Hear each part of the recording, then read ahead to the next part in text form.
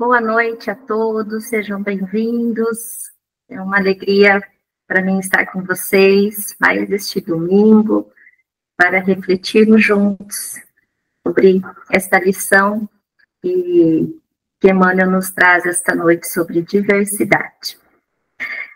Na lição, então, de hoje, na 96, do capítulo 96, Emmanuel inicia com uma frase de Paulo, né, que está na primeira carta aos Coríntios, capítulo 12, versículo 6, onde ele diz: e há diversidade de operações, mas é o mesmo Deus que opera tudo em todos.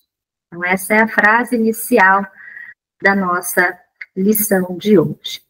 Mas para a gente compreender um pouquinho mais esta lição, antes da gente ler o Vinha de Luz, eu vou trazer para vocês uma informação que está lá no Livro dos Espíritos, que vai muito de encontro com o que Emmanuel nos traz hoje também, né? E talvez, né, a intenção é facilitar aí o nosso entendimento sobre esse tipo de diversidade que ele vai tratar neste capítulo. No Livro dos Espíritos, na questão 370, quando fala sobre retorno à vida corporal, Kardec, ele pergunta, né, ele tem ali a sua curiosidade de perguntar aos espíritos em relação ao desenvolvimento dos nossos órgãos cerebrais, né, e com o desenvolvimento das nossas faculdades morais e intelectuais, né? E nesta parte, a espiritualidade traz a seguinte informação a Kardec. Eles dizem assim: o espírito tem sempre as faculdades que lhe são próprias. Ora, não são os órgãos que dão as faculdades, mas as faculdades que conduzem ao desenvolvimento dos órgãos, né? Então, o que ele está querendo dizer aqui? Então, tudo está interligado, nós sabemos, né? Nossos órgãos cerebrais, com essas faculdades morais e intelectuais, são as nossas aptidões, né? Mas aqui eles nos esclarecem que essas faculdades morais e intelectuais é do nosso espírito, não é do nosso cérebro ou de qualquer outro órgão do nosso corpo, tá? Então, elas são inatas, elas vêm, nós trazemos essas aptidões, né, no nosso espírito, né? Então, é o espírito que atua no corpo, no nosso corpo físico, e não o contrário.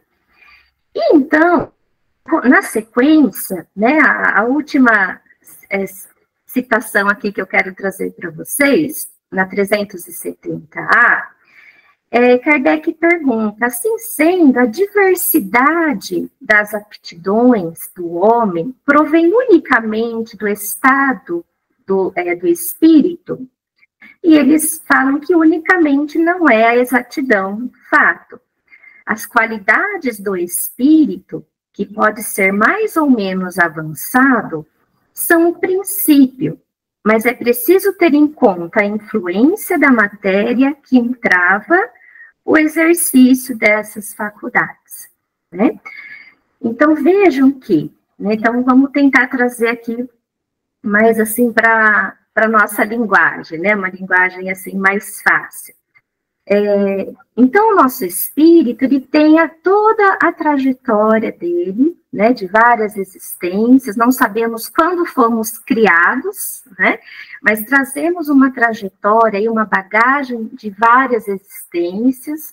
Em cada existência do nosso espírito, há essa diversidade de operações, né, como Paulo diz lá na carta.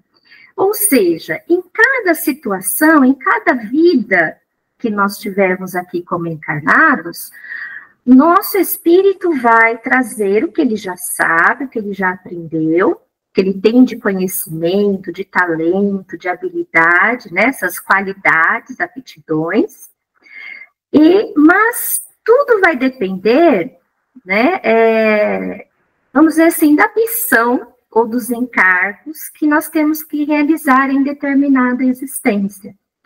Então, por exemplo, vamos pensar em um irmão que nasce hoje com deficiências, né? Nos órgãos, no corpo físico, ele nasceu desta forma. Então, de repente, vamos imaginar que este irmão, que esse espírito pediu para vir assim, com deformidades ou dessas deficiências, para ajudar a família a progredir, né? Então, ele vai ali naquela existência ter essas limitações na sua matéria, né? Como diz aqui, que a influência da matéria vai entravar, né, outras qualidades que ele tem moralmente, intelectualmente. Então, este irmão que pediu essa situação, em outras existências, ele pode ter sido um excelente médico, ele pode ter sido um excelente engenheiro, ou um inventor.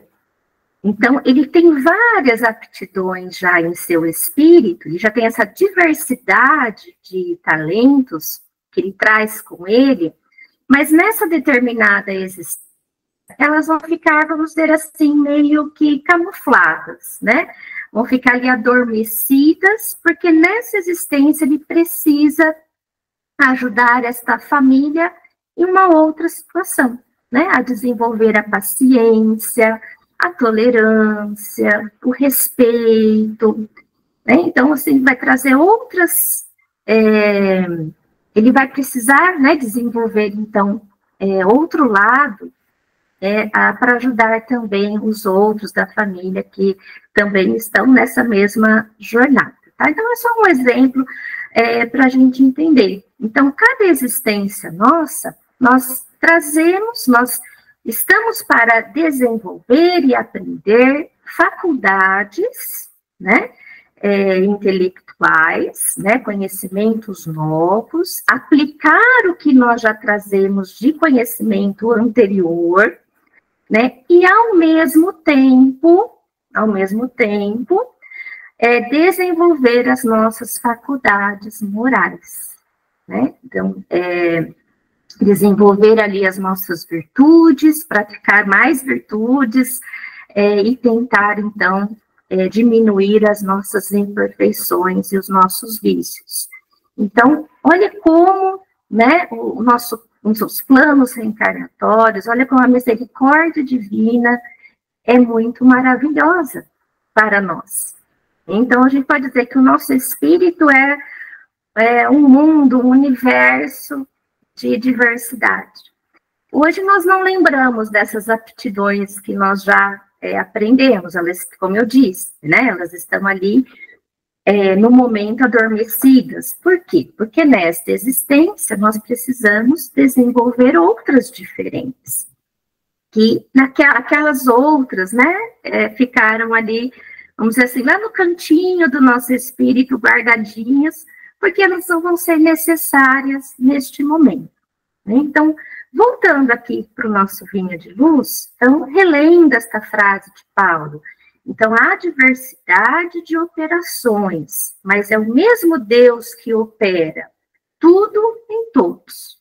Então, em cada atividade da nossa vida que nós realizamos, o empenho que nós colocamos ali, Deus está em tudo, né? Desde de um serviço, de um trabalho mais simples que a gente possa imaginar, até um muito, né, grande, importante. Todos são importantes para Deus.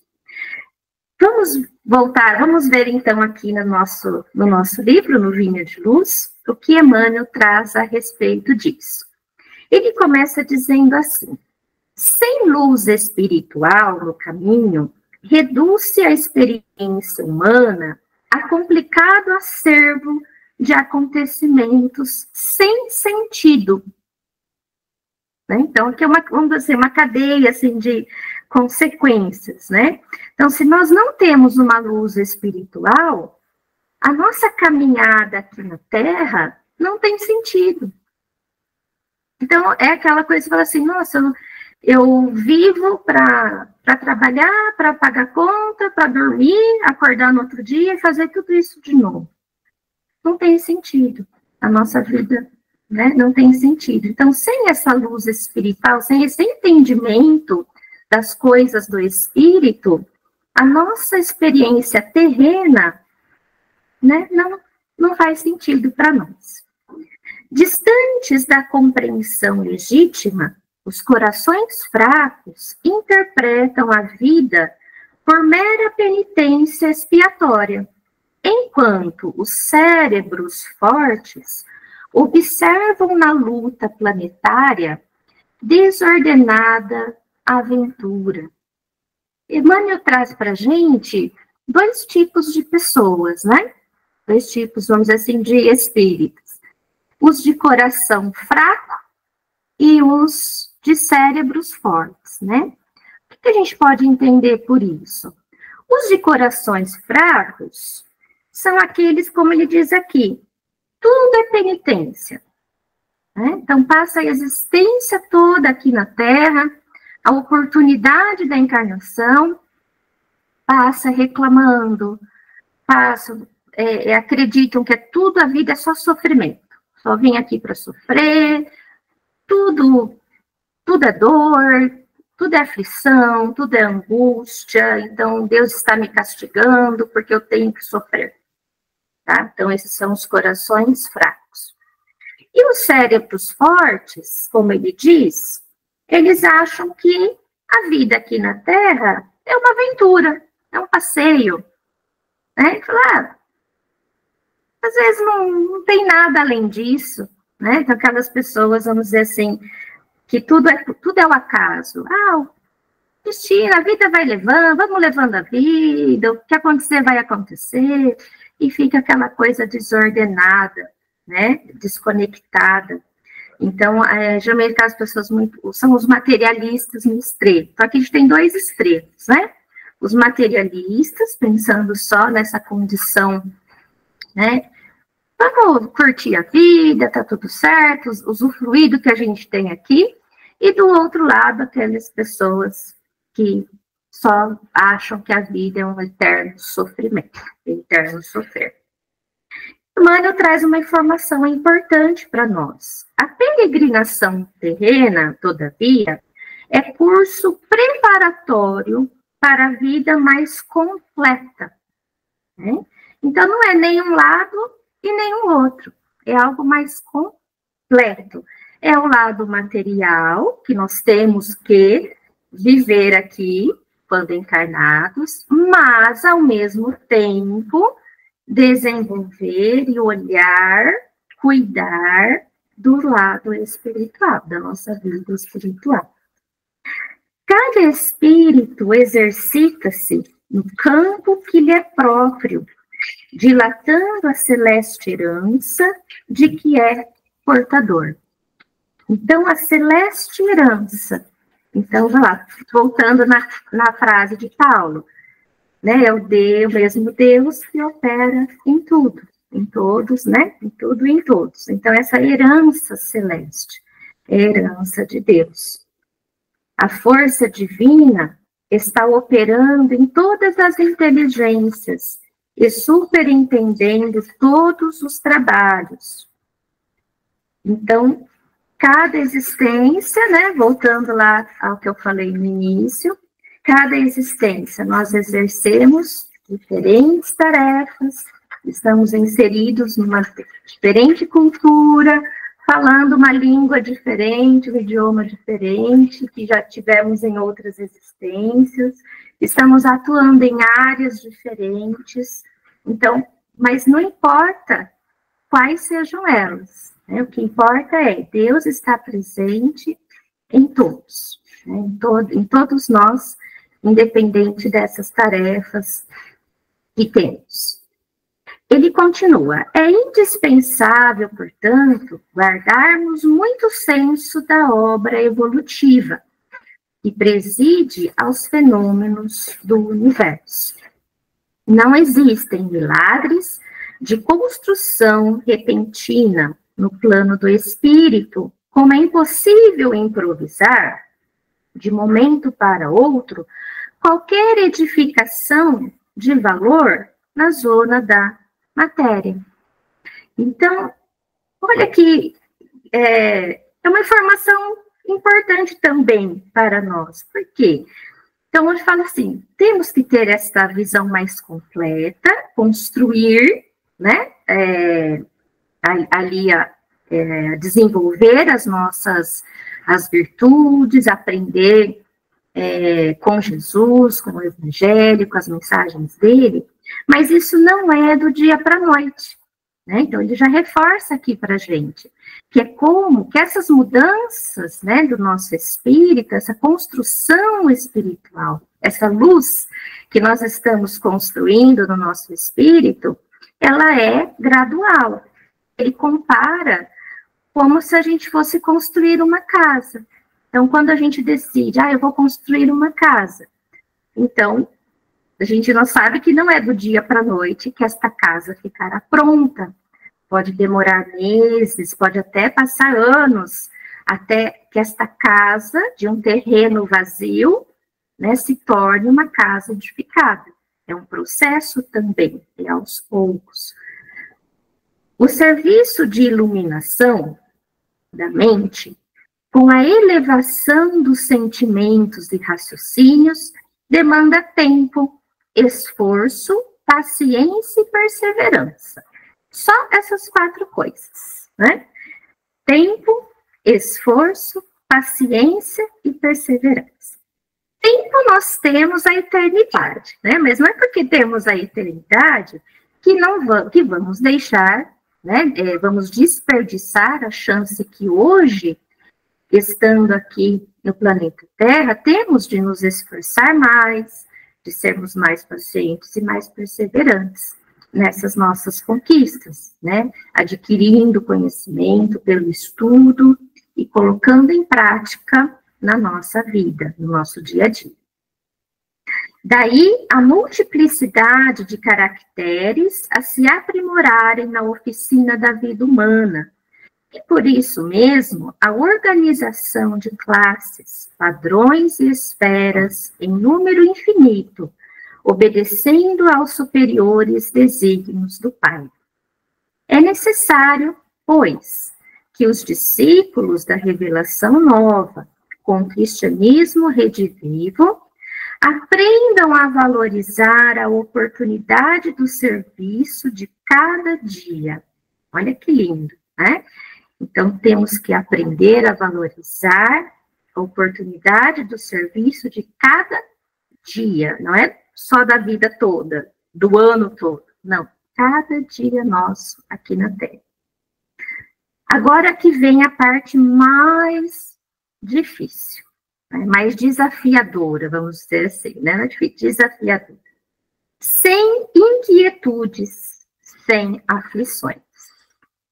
Então, aqui é o momento que a gente respira um pouquinho, porque, né, hoje em dia é muito fácil nós entrarmos em uma sintonia de ansiedade, de medo, de desespero, de nervosismo. É muito fácil a gente entrar nesse padrão, né, vibratório. Mas aqui ele diz, né, sem inquietudes e sem aflições. Todas as atividades terrestres enquadradas no bem procedem da orientação divina, que aproveita cada um de nós outros, segundo a posição em que nos colocamos na ascensão espiritual.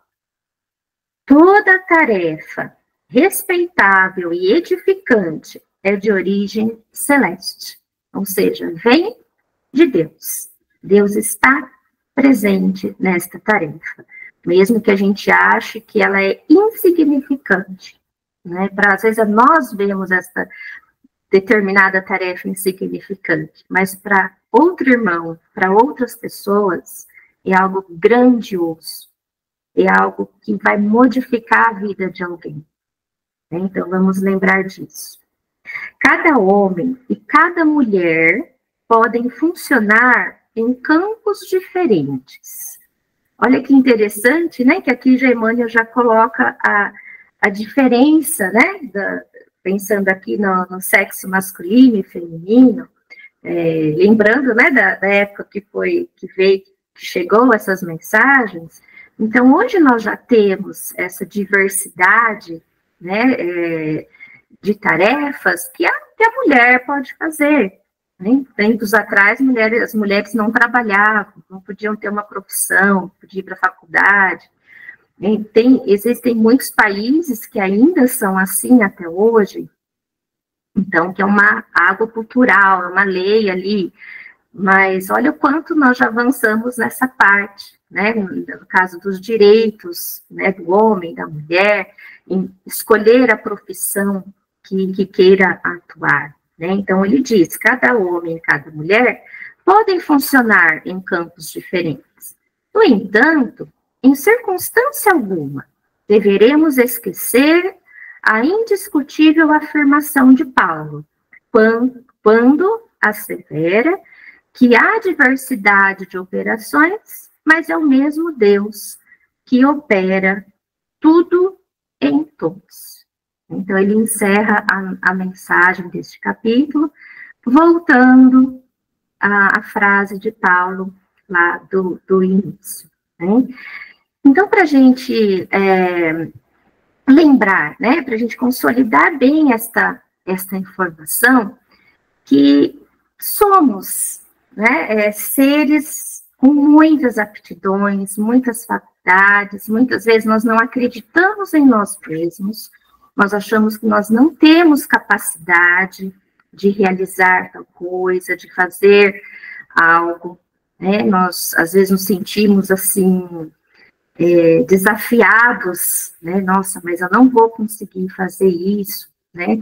Então, vamos lembrar que o nosso espírito já passou por tantas coisas, tantas experiências positivas e sofridas também, né, negativas, positivas ao longo do nosso percurso, nessa jornada espiritual. Então, em cada momento das vidas que tivemos, nós aprendemos algo novo, nós trazemos essas aptidões, né? Mas cabe a nós, neste momento, nessa existência, pensar em ter uma certa disciplina para buscar esses conhecimentos na nossa área, na área profissional, que a gente pode, por exemplo, de repente nessa vida eu quero focar na área de exatas, então eu vou estudar, vou entender várias coisas para isso, né?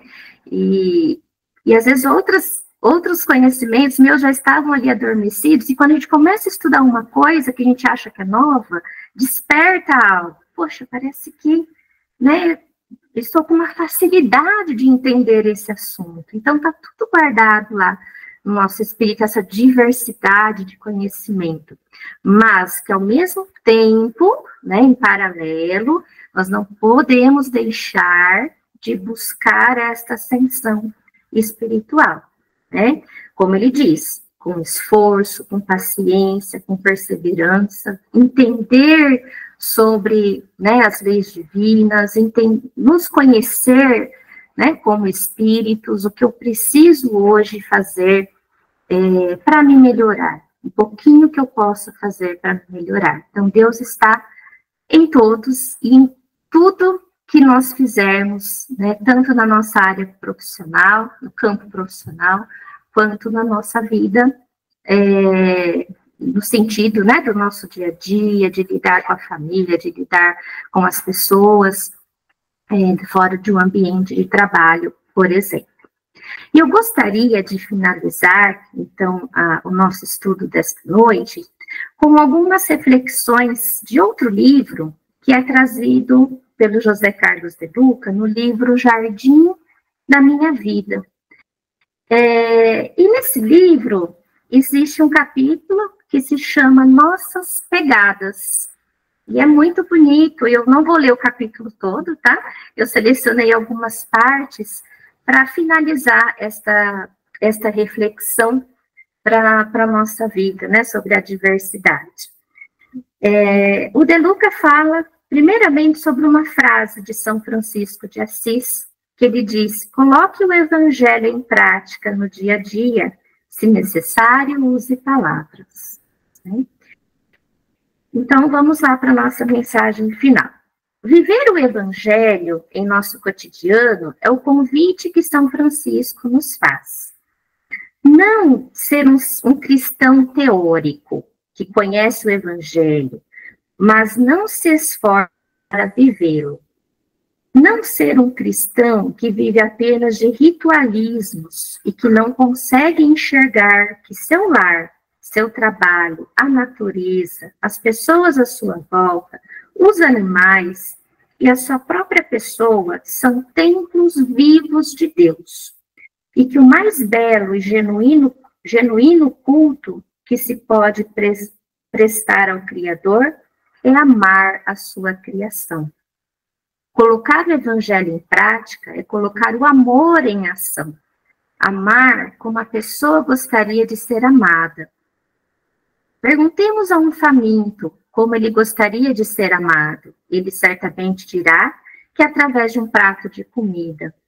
Indaguemos a uma pessoa triste como ela desejaria ser amada. Ela provavelmente pedirá que suas lágrimas sejam enxugadas.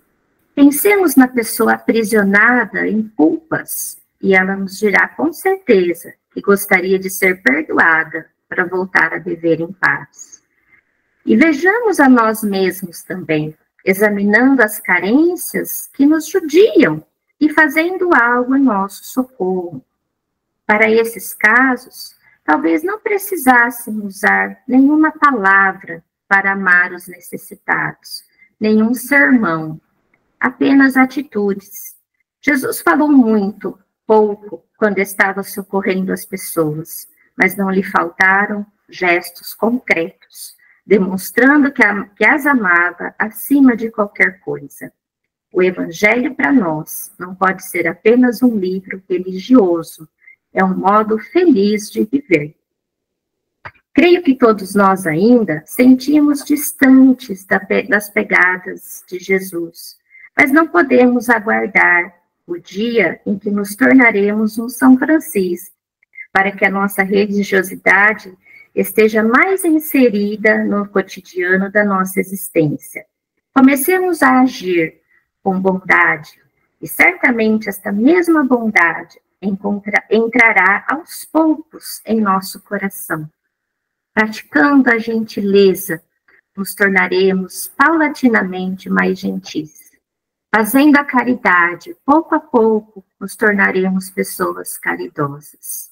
É verdade que o sentimento determina o nosso comportamento, mas estou querendo dizer também que o comportamento, igualmente, é capaz de mudar o nosso sentimento.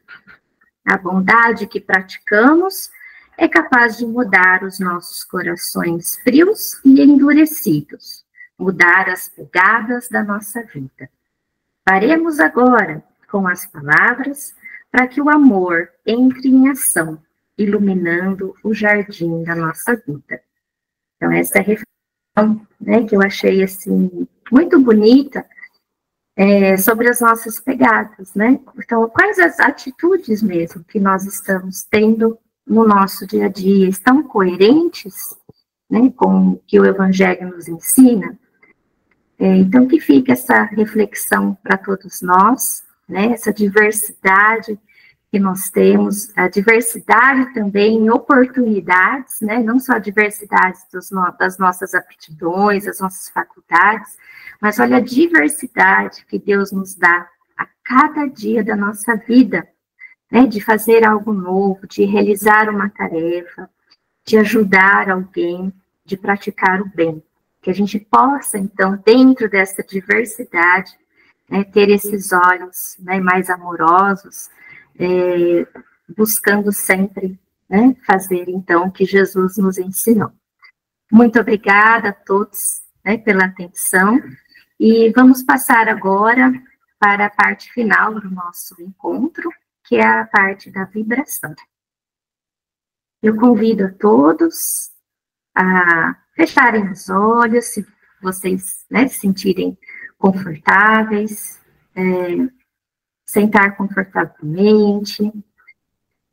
Esse é o momento que nós vamos, então, convidar nosso Mestre Jesus para entrar em nosso lar. Vamos, então, abrir as portas da nossa casa para o Mestre Jesus. Ele entra com o seu sorriso largo, alegre, com o seu olhar todo amoroso, trazendo muita paz, muita serenidade, não só para o nosso coração, para todos que estejam presentes na nossa casa, e também passando por todos os ambientes, fazendo a limpeza energética, retirando tudo que é maléfico, perturbador, retirando o desequilíbrio, as vibrações negativas, e derramando sobre o nosso lar muita luz. Neste momento, abraçamos Jesus com toda a nossa gratidão, coração com coração, pedindo para que Jesus alivie nossas dores, nossas angústias, mas que Ele também nos dê muita coragem, muita paciência, que Ele nos dê bom ânimo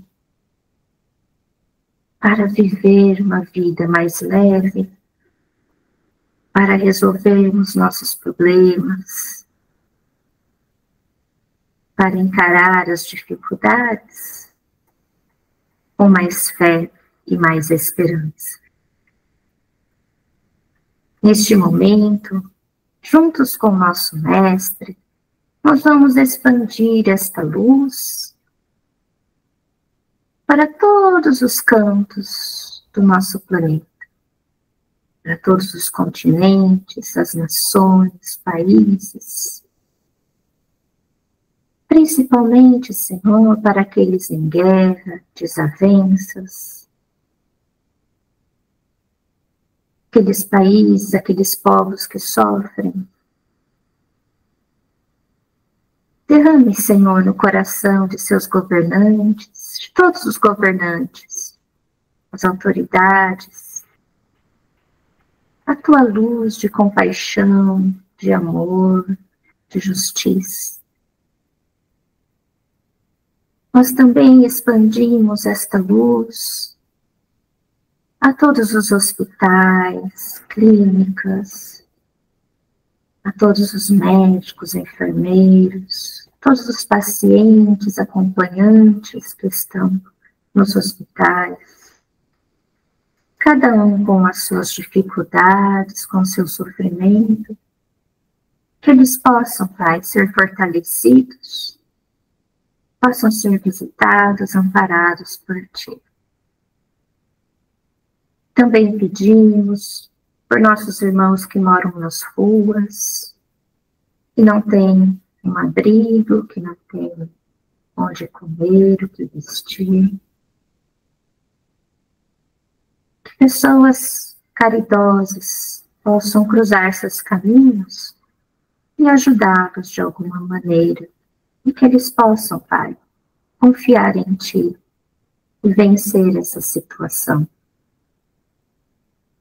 Que esta luz também se expanda sobre os presídios penitenciários, tocando o coração de nossos irmãos que vivem no erro e não conhecem, Senhor, as Tuas palavras, os Teus ensinamentos. Eles possam um dia ser tocados no Teu amor e na Tua luz, para vencer essas provas e buscar um caminho melhor. A todos os nossos irmãos nos asilos, nos casas de repouso, crianças, orfanatos, os irmãos, Senhor, do nosso planeta que precisam da tua ajuda. Nós pedimos encarecidamente que os visite e os envolva nas tuas bênçãos de luz.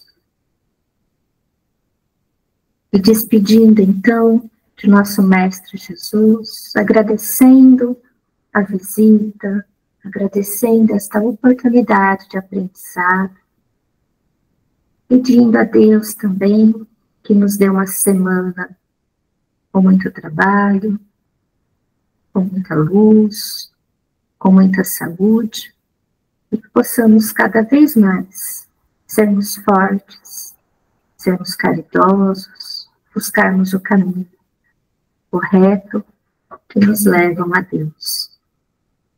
Obrigado, Senhor, por tudo que temos, tudo que somos até hoje. Obrigado por nunca nos abandonar. Que assim seja.